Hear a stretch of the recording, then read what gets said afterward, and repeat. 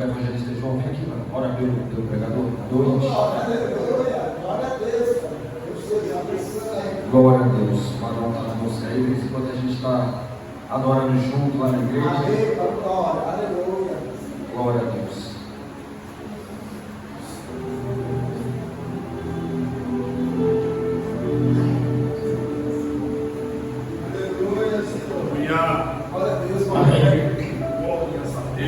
Todos com a paz do Senhor Jesus. Amém. Oremos. Senhor Deus e Pai, aqui está o ministério, Deus em geral, porta-voz da tua palavra, Deus. Creio, meu Deus, que o Senhor já tem colocado em seu coração aquilo, meu Deus, que certamente a tua igreja necessita de ouvir. Pai, abençoa o teu servo, Deus, que ele possa ministrar aquilo que o Senhor já tem entregado no seu coração, que nós possamos absorver, abrir o nosso conhecimento, meu Deus, na tua palavra, para que possamos fazer uso dela quando assim acontecer. Em nome de Jesus, eu te peço que tu possas abençoar no nome de Jesus. Amém. E graças a Deus.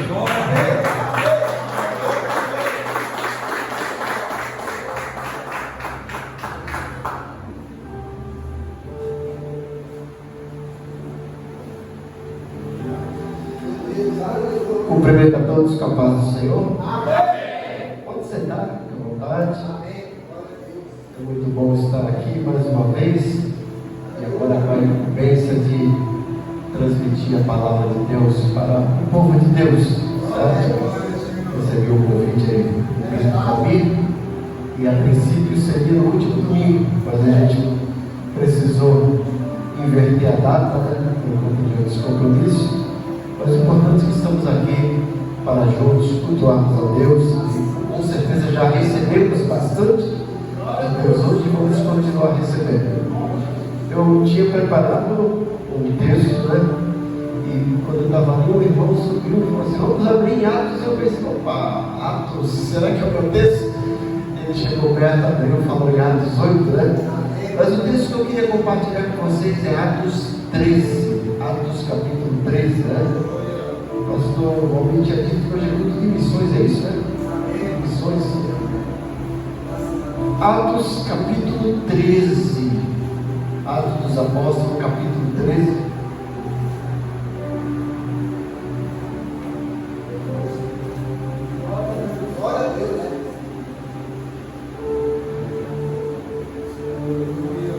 Atos capítulo 13. Atos capítulo 13, eu vou ler do versículo 1 até o versículo 4.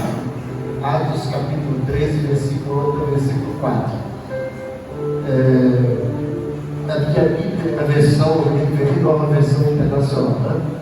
Mas Atos capítulo 13, versículos 1 a 4, diz o seguinte: na igreja de Antioquia havia profetas e mestres, Barnabé, Simeão, chamado Níger, Lúcio de Cirene, Manaém, que fora criado com Herodes, o tetrarca, e Saulo. Enquanto adoravam o Senhor e jejuavam, disse o Espírito Santo: separem-me Barnabé e Saulo para a obra a que os tenho chamado. Assim, depois de jejuar e orar, impuseram-lhe as mãos e os enviaram. Enviados pelo Espírito Santo, desceram a Seleucia e dali navegaram para Chipre. Amados, olhando para esse texto fantástico da palavra de Deus, como todos são, né? Mas eu tenho uma predileção por esse texto. Quando eu olho para esse texto, penso na igreja de Antioquia. Eu fico visualizando um culto em que a igreja está lá fazendo realmente aquilo para o qual foi proposta. E em contrapartida, em resposta a isso, Deus autentica aquele culto com a presença magnífica do Espírito Santo. Então, eu gostaria que nós olhássemos para esse texto e pensássemos um pouquinho sobre igreja, características de uma igreja missionária, já que hoje é culto de missão. E nós estamos vivendo períodos em que Nós temos igrejas que têm vários cultos e cada um desses cultos tem um título. Por exemplo, culto missionário, culto da família, culto de libertação, culto da palavra. Interessante que quando a gente olha para a igreja, no livro de Atos, na Bíblia, a gente entende que igreja é uma só e que durante a sua maneira de ministrar a Deus, de cultuar a Deus, tudo isso acontece. Quando a gente olha para a igreja primitiva, a gente não vê lá e fala assim: olha, hoje é culto missionário, hoje é culto de libertação, hoje é culto de consagração. É um culto. E tudo isso acontecia naturalmente. Mas eu não quero que vocês pensem que eu estou dizendo que eu sou contra isso, muito pelo contrário. Hoje nós precisamos para quê? Para relembrar qual é a missão da igreja. E a igreja, na sua totalidade, tem várias atividades, e todas essas atividades vão definir qual é a sua missão na terra. E uma das atividades da igreja é ser missionária. E olhando para Atos 13 especificamente, a igreja de Antioquia é uma igreja padrão, é uma igreja modelo, e que nos mostra o que é fazer missões e o que é ser uma igreja missionária. E pensando nessa igreja de Antioquia como igreja missionária, nós encontramos então algumas características que a definem como uma igreja e uma igreja missionária. A primeira coisa que eu vejo nesse texto é que uma igreja, para ser igreja missionária, primeiro tem que ser igreja, senão não é uma igreja missionária. Mas ela deve ter uma liturgia priorizada na palavra de Deus. Talvez você esteja pensando: o que é liturgia, pastor? Liturgia é um sistema de culto. Como que a gente cultua? A forma da gente cultuar. Então, algumas igrejas a gente já sabe como funciona, né? O dirigente faz a abertura com oração, depois alguém canta a trezinha da harpa, vem alguém dar um testemunho, vem alguém dar uma saudação, vem as crianças cantar, vem o conjunto das mulheres. Outras igrejas já têm uma liturgia diferente. Começa com o louvor congregacional e depois vai tendo as coisas que vão acontecendo. Então são formas de cultuar a Deus. Tudo isso é chamado de liturgia. Agora, a igreja primitiva, especificamente a igreja de Antioquia, nos mostra que uma verdadeira igreja, uma igreja com característica missionária, é aquela que a sua liturgia prioriza a palavra de Deus, prioriza o ensino e a pregação da Bíblia. Quando a gente lê o versículo 1, o versículo 1 é fantástico, diz o seguinte: havia na igreja de Antioquia pastores e mestres. Pastores e mestres. Veja que é uma pluralidade. O texto não fala: havia na igreja de Antioquia um pastor e um mestre. Havia pastores e mestres. O que significa esses dois títulos, pastores e mestres? Quando a gente vai estudar a palavra de Deus, esses dois ministérios, esses dois dons ministeriais, que estão lá também em Efésios 4:11, diz respeito a dois ministérios que têm como prioridade a palavra, a pregação e a palavra de Deus.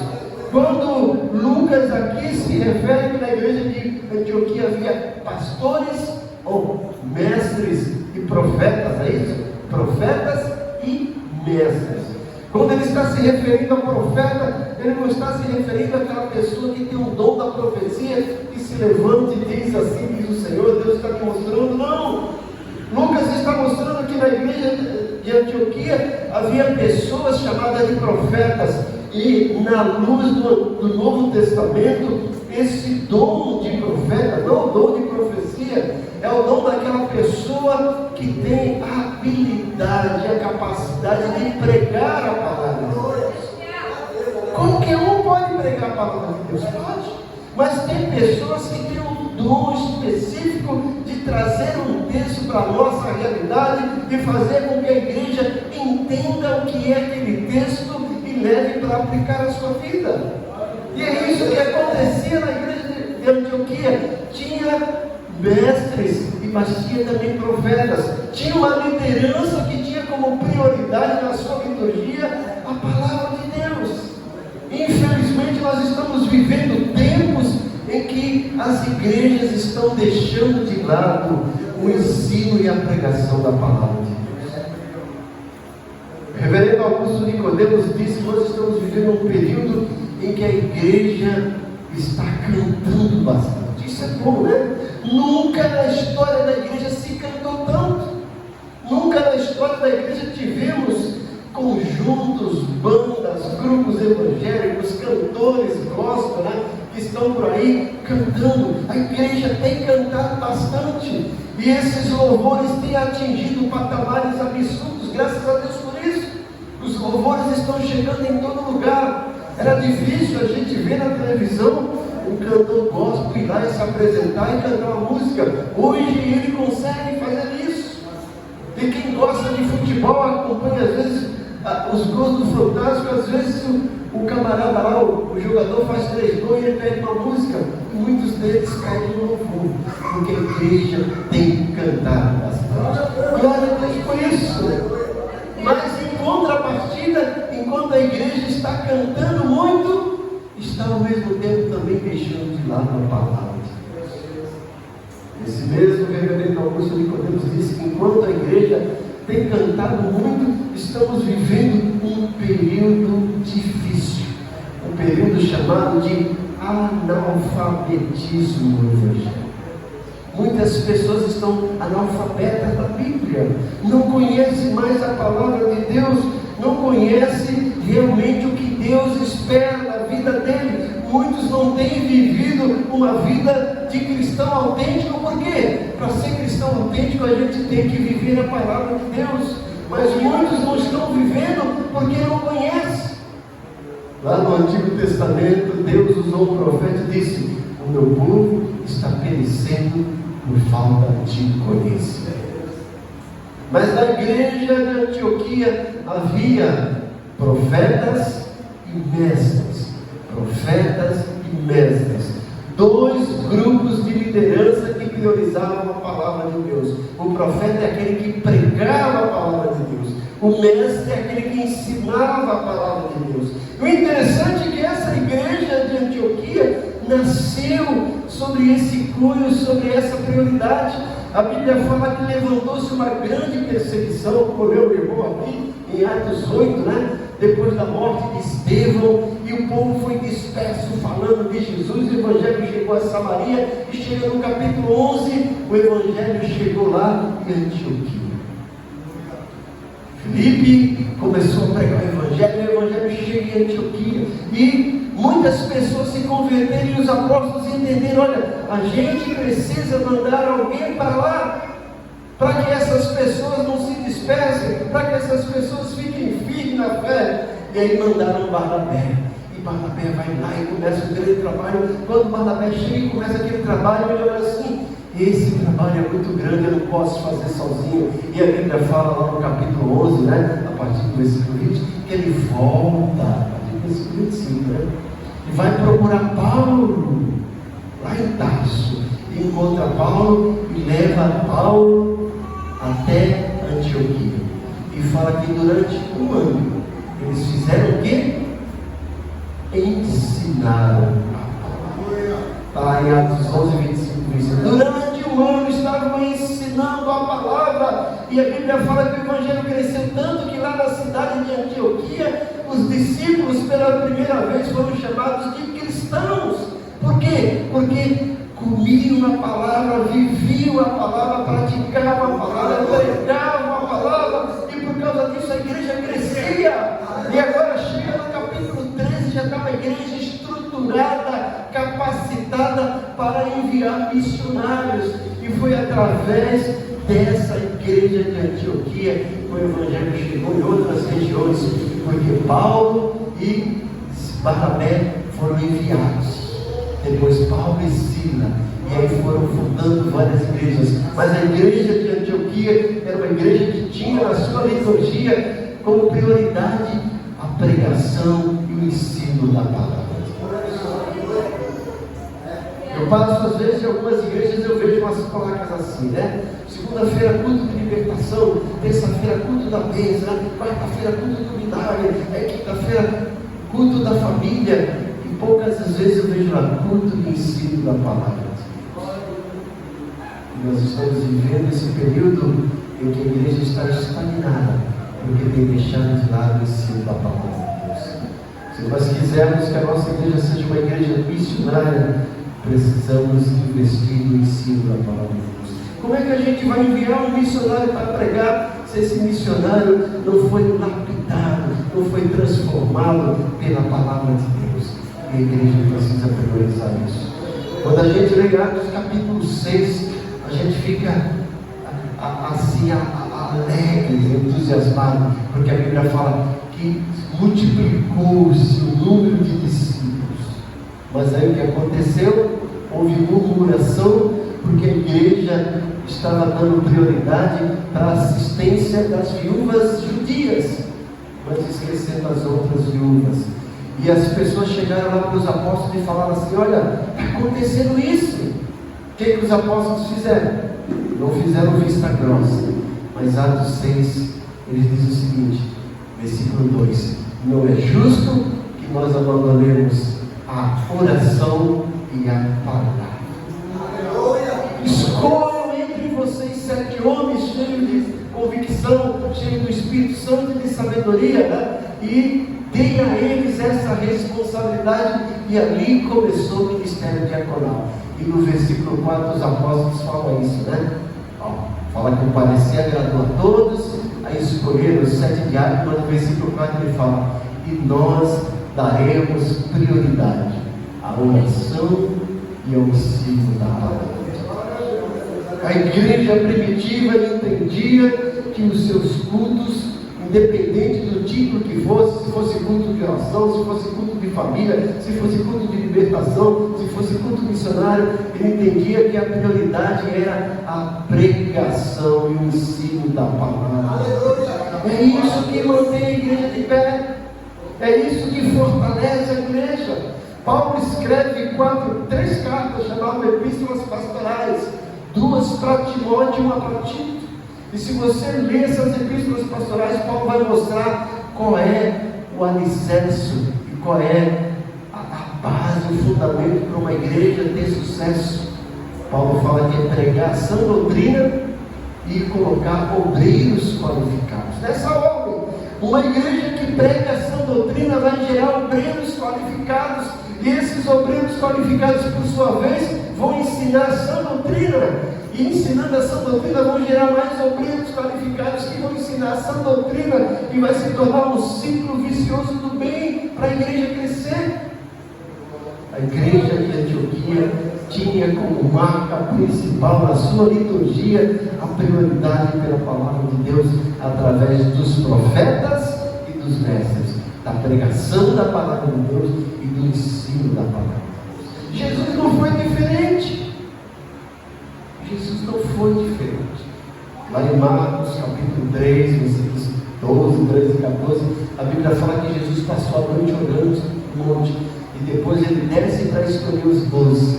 E o versículo fala que ele escolheu aqueles para estarem com ele, e depois para enviarem a pregar. E durante 3 anos e meio, Jesus investiu na vida daqueles discípulos, ensinando a palavra de Deus. Tanto é que em Atos 17, na oração sacerdotal de Jesus, ele orando, ele fala assim: Pai, consumei a obra que me destes a fazer. Que obra era essa? Quando a gente lê, a primeira coisa que vem na nossa mente é achar: olha, é a morte na cruz. Não é, porque Jesus está dizendo que já havia consumado. No passado ele fala: consumei. Jesus só vai para a cruz em João 19. Em João 17 ele não está na cruz, mas em João 17 ele ora dizendo: consumei a obra que me deste. Que obra era essa? Ele fala no versículo 6: manifestei o teu nome àqueles homens que tu me deste. Jesus trabalha 3 anos e meio na vida desses homens, e só depois eles estão preparados. E Atos dos Apóstolos, quando começa o capítulo 1, logo no início, o evangelista, né? E o médico, o doutor Lucas, começa dizendo: olha, fiz o primeiro tratado, ó excelentíssimo Teófilo, acerca de tudo que Jesus começou a fazer isso. Até que deu ordem aos seus santos apóstolos e sobe aos céus.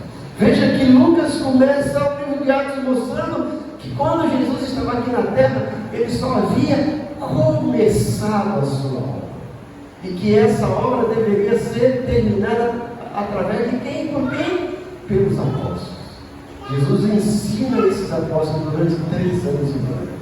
Jesus fala para eles: fiquem em Jerusalém até que do alto sejais revestidos de poder. Eles ficam lá, o Espírito Santo vem sobre eles em Atos 2, e eles recebem esse poder, e Pedro vai, prega um sermão maravilhoso, e com apenas um sermão, 3.000 almas se convertem. Hoje nós precisamos de 3.000 sermões para ver se uma alma se converte.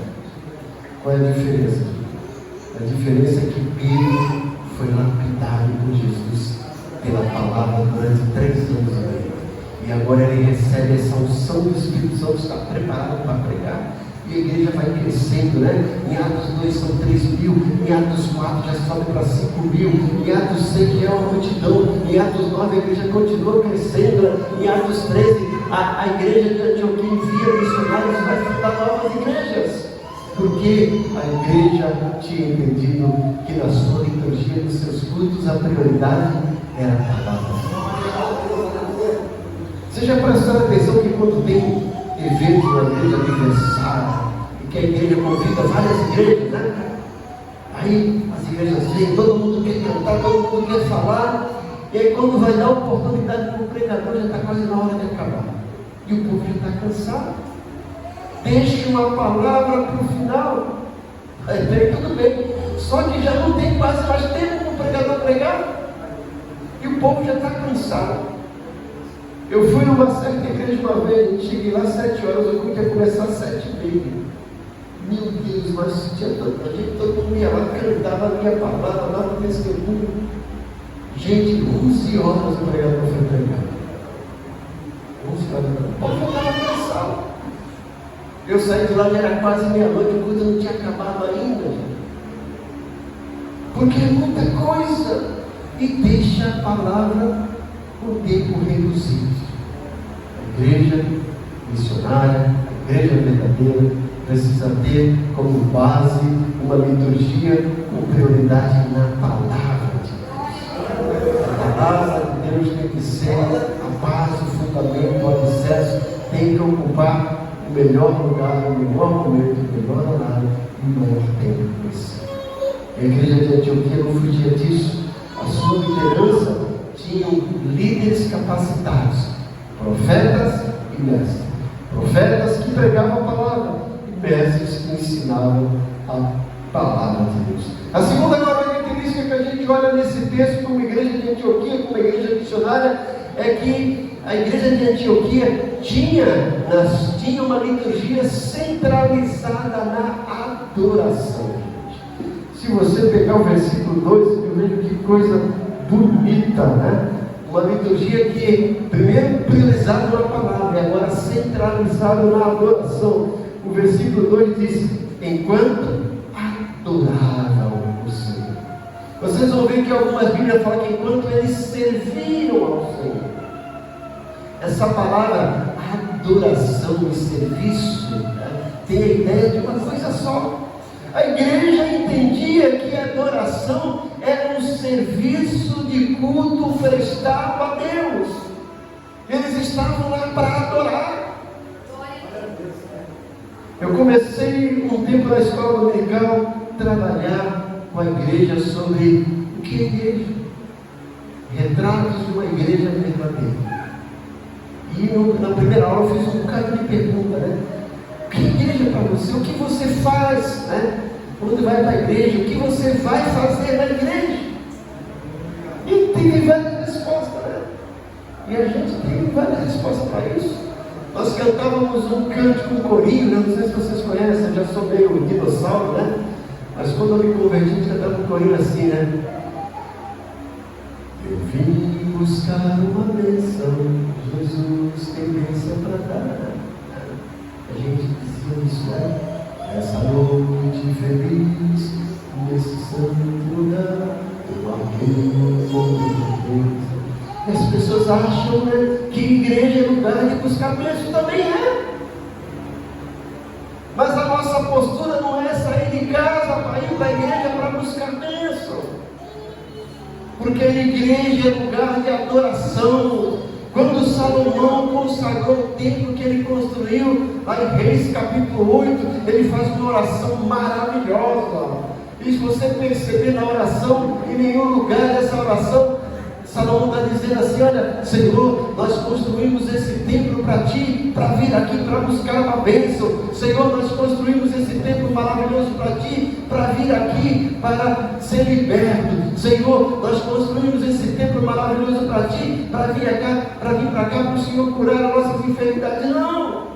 Salomão sabia que Deus tinha poder para isso, que Deus queria fazer isso. Mas ele disse: Senhor, nós construímos esse lugar para ser tua morada, para ser um lugar de adoração a Ti, Senhor. Igreja é um lugar de adoração a Deus. A gente tem que vir para cá para adorar a Deus, a nós. E a gente esquece disso até nos nossos cânticos, gente. Os verdadeiros louvores são aqueles em que Deus deve ser adorado. Mas muitas vezes nós queremos cânticos, que eu falo que são cânticos antropocêntricos, pensando em nós, esquecendo de Deus. Tudo tem o seu lugar, né? Você já viu alguns cânticos, né? Olha, Senhor, restitui, né? Eu quero de volta o que é meu. Olha, Senhor, olha, eu estou aqui e eu quero que a minha vitória tenha sabor de mel. Pensando no homem, mas Deus e Deus. Porque o verdadeiro louvor é aquele que atinge o céu. No capítulo 6 de Isaías, ele teve uma visão de Deus. E a Bíblia fala que ele ficou estarrecido. Ele viu e ouviu anjos voando e dizendo: Santo, Santo, Santo é o Senhor das exércitos. Os anjos estavam lá cantando, adorando a Deus,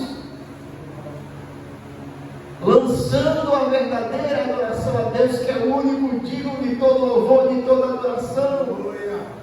Igreja é lugar de adoração. Nós estamos aqui para adorar o Cordeiro.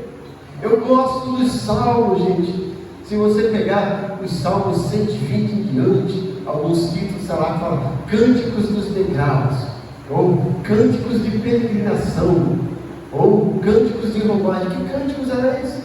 Era um cântico que as pessoas saíam no dia de sábado, estavam se dirigindo para o templo para adorar a Deus, e eles iam numa espécie de procissão cantando aqueles cânticos, e eles subiam os degraus do templo, por isso que é cântico dos degraus, subindo, adorando.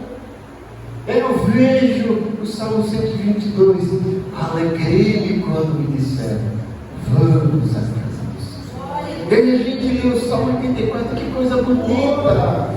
Quão amáveis são os teus tabernáculos, Senhor dos exércitos. A minha alma suspira e desfalece pelos teus átrios. Ó Senhor, lá nos teus átrios o pardal encontrou casa e a andorinha encontrou ninho para guardar os seus filhotes. E eu encontrei os teus altares, Senhor, Deus meu e Rio meu. Ó Senhor, é melhor um dia nos seus átrios do que 1000 dias aí fora. Porque igreja é o lugar onde a gente se reúne para adorar. Olha que coisa bonita, fala que eles estavam adorando a Deus. Eles estavam adorando a Deus. Estavam servindo a Deus. Eles entendiam que isso era ser igreja, que isso era a essência de ser cristão. A Bíblia não fala que Deus está à procura de lindos e maravilhosos pregadores. A Bíblia não fala que Deus está à procura de lindos e maravilhosos cantores. A Bíblia não fala que Deus está à procura de homens aqui dispostos. Ele também está. Mas a Bíblia fala que Deus está à procura de verdadeiros adoradores que o adoram em espírito. Adorar não é só cantar. O louvor faz parte da adoração, mas adorar é reconhecer que Deus é soberano, que nós dependemos dEle, que Ele é tudo para nós, que Ele merece a nossa adoração, o nosso louvor, que Ele merece a nossa submissão, que Ele merece a nossa reverência, porque Ele é tudo e sem Ele nós não somos nada. E a igreja de Antioquia estava lá, adorando Deus. enquanto eles estavam adorando, que coisa bonita, né? A Bíblia está falando, enquanto adoravam, o Espírito Santo disse. Olha que coisa bonita. Eu fico imaginando essa cena. Né? Imagina a gente aqui, né? Um silêncio, louvando, cantando, ali a gente escuta uma voz, que é o Espírito Santo.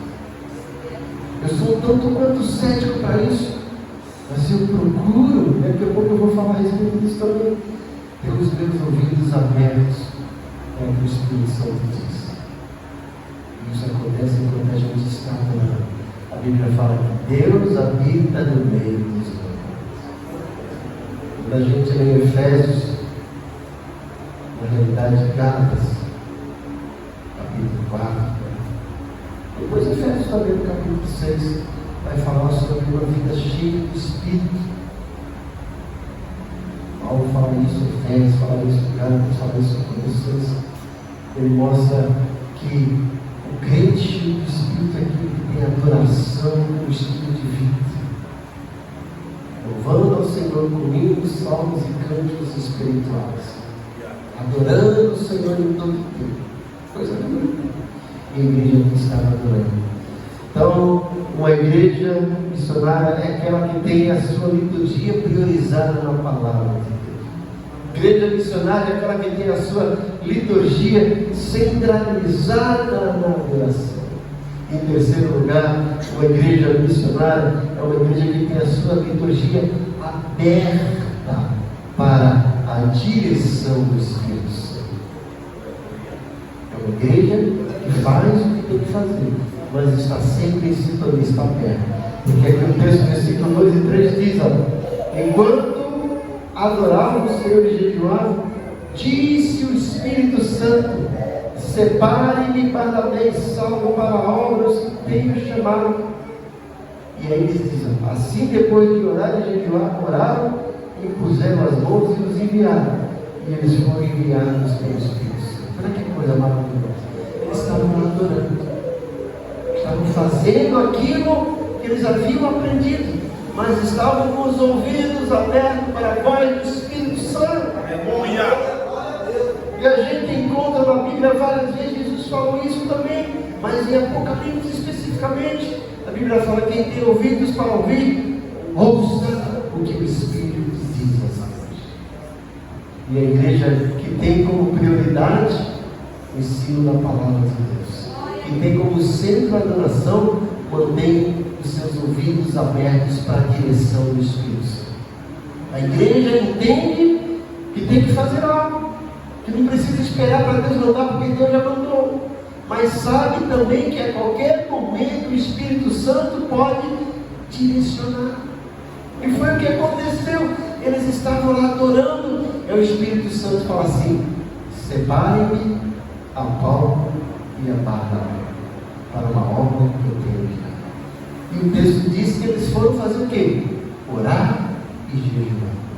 E depois foram impor as mãos sobre Paulo e Barnabé e enviar. Eu ficava lendo isso aqui e falei: mas poxa, por que eles tiveram ainda que orar e jejuar? O Espírito já tinha falado. E eu entendi, gente, que foi uma revelação de Deus. O Espírito Santo é soberano. Ele é o dono da igreja. Mas ele entende que na igreja tem a liderança. O Espírito Santo não passa por cima da liderança que ele colocou. Veja que o Espírito Santo fala assim: separem. O Espírito Santo não fala assim, ó: eu separei Paulo e Barnabé. O Espírito Santo está falando para a igreja, para os líderes: separem Paulo e Barnabé.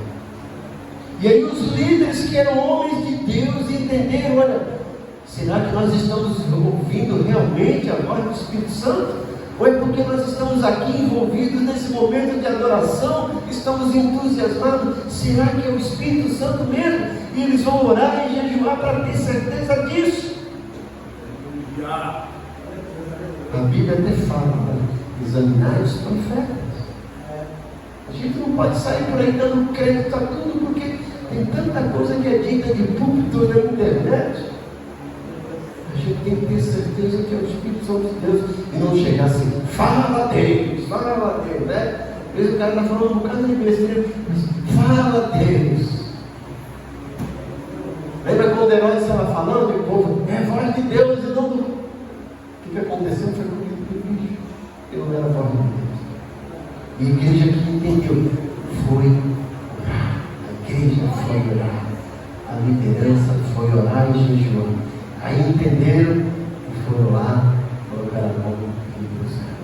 Que se vocês perceberem, fala que eles enviaram. Presta atenção, gente, como Lucas é maravilhoso nesse texto aqui, ó. Versículo 3, ó. Assim, depois de orar e jejuar, impuseram a mão e os enviaram. Quem foi que enviou?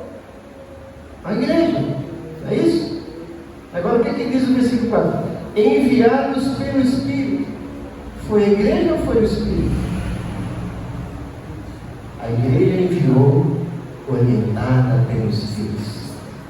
É o Espírito Santo que separa e envia, mas o Espírito Santo sabe que existe uma liderança que foi colocada por ele. Porque Paulo, quando chega em Troade, se você ler Atos capítulo 20, fala que Paulo chega em Troade e manda chamar os líderes da igreja de Éfeso e está se despedindo. Aí quando chega no versículo 28, eu falo uma preciosidade. Paulo fala assim, olha, cuidai de vós e do rebanho de Deus, pelo qual o Espírito Santo vos constituiu bispo. Paulo está dizendo, vocês foram chamados pelo Espírito Santo para serem líderes da igreja de Deus que foi comprada pelo seu sangue.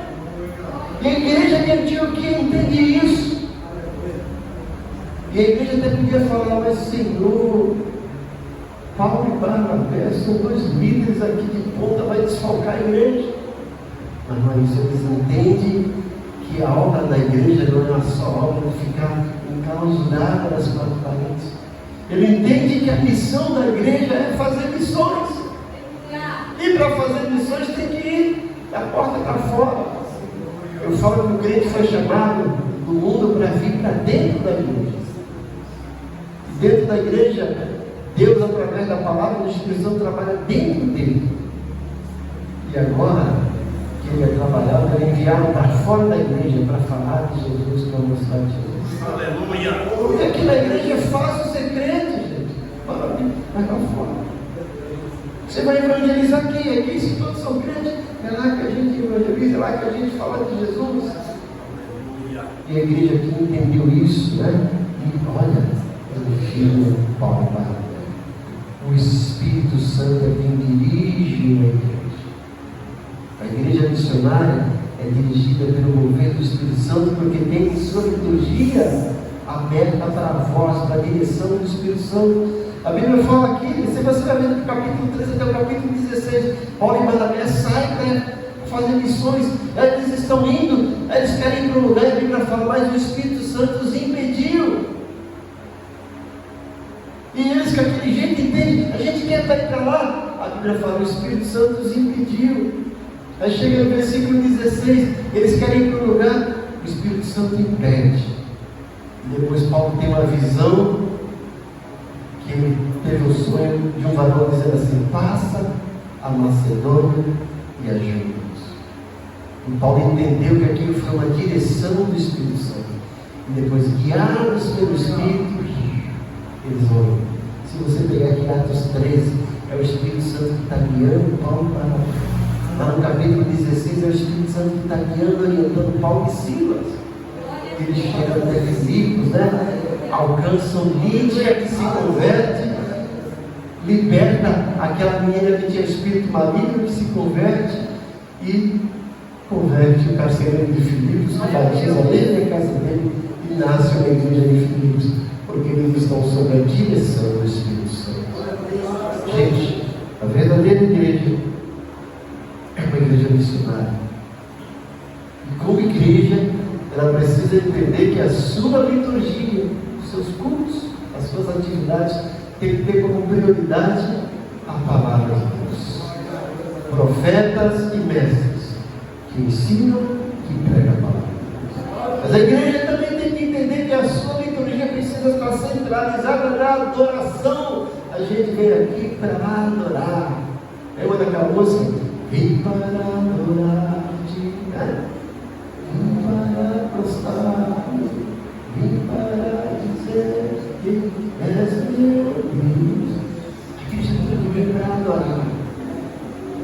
Em último e terceiro lugar, a igreja tem que entender que na sua liturgia tem que estar aberta para a direção e orientação do Espírito Santo. E assim Deus vai cumprir a sua missão, o seu propósito. E Deus vai abençoar, como abençoou a igreja de Antioquia, e vai abençoar aqui a Assembleia de Deus no Ministério que é bom, as suas filiais de todas as igrejas. Põe sua cabeça, fale com Deus agora, um pouquinho.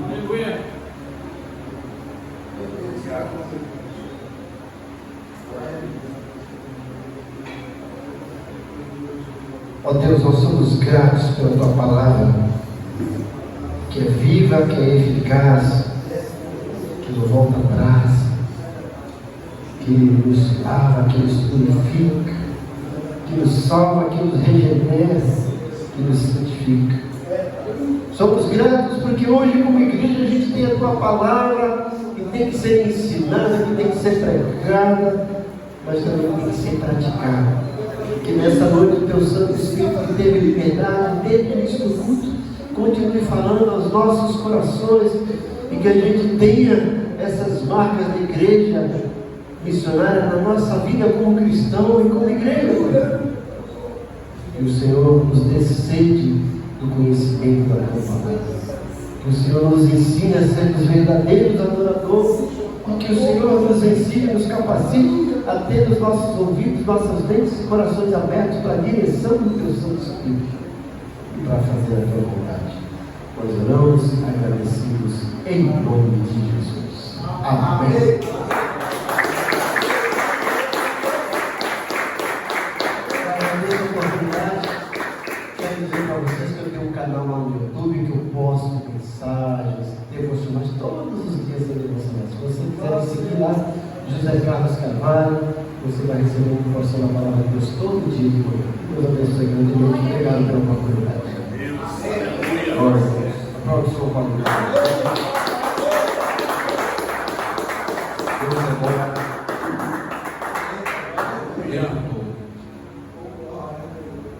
Final de semana, a semana se inicia, mas vamos continuar.